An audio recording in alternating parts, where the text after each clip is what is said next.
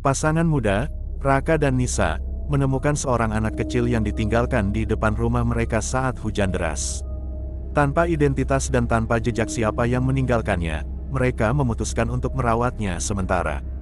Tapi sejak kehadiran anak itu, kejadian-kejadian aneh mulai muncul. Tetangga meninggal misterius, suara tangisan di malam hari, dan mimpi buruk yang sama dialami oleh mereka berdua. Mereka akhirnya sadar, anak ini bukan manusia.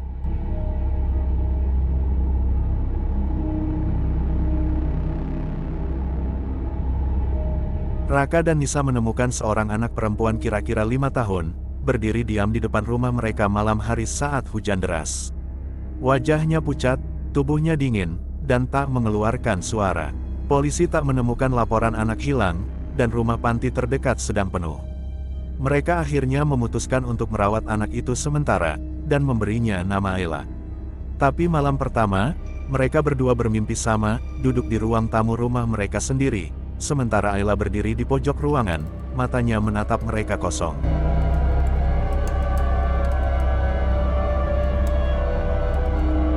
Hari-hari berikutnya, Ayla menunjukkan keanehan. Dia tidak pernah tidur, tidak makan, tapi tetap sehat. Kadang terlihat di dapur tengah malam, hanya berdiri menghadap tembok. Tetangga mereka, Bu Yati, tiba-tiba meninggal mendadak setelah mengeluh melihat sosok anak kecil memanjat plafon rumahnya. Nisa mulai takut. Ia mencoba membawa Ayla ke dokter, tapi begitu memasuki ruang periksa, seluruh alat monitor mati. Dokter mengatakan, anak ini tidak ada detak jantungnya.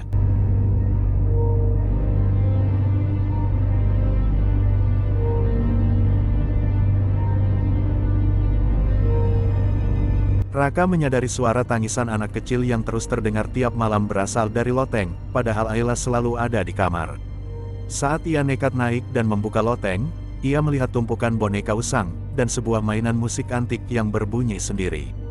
Saat hendak turun, ia melihat dari balik ventilasi, Ayla berdiri di bawah tangga, menatapnya dari bawah, dengan mata hitam sepenuhnya. Ia pingsan.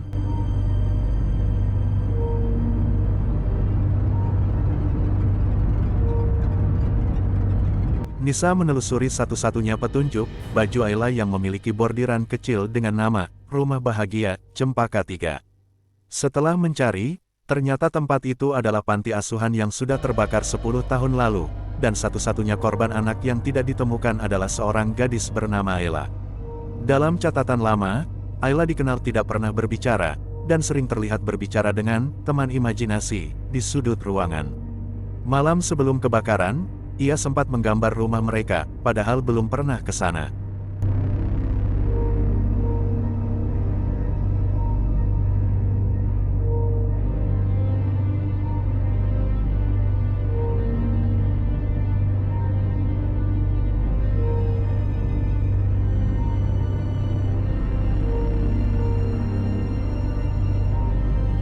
Raka dan Nisa mencoba melakukan ritual pengembalian roh dengan bantuan seorang kiai tua.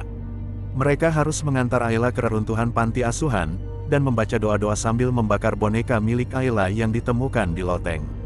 Saat prosesi berlangsung, Ayla menatap mereka dengan tatapan sedih, lalu tubuhnya berubah menjadi abu di depan mata mereka. Hujan turun deras saat itu. Beberapa minggu kemudian, rumah mereka kembali tenang. Tapi suatu malam, mereka mendengar ketukan di pintu. Dan di luar, berdiri seorang anak kecil, basah kuyup. Bukan Ayla, tapi anak lain, diam, tidak bicara.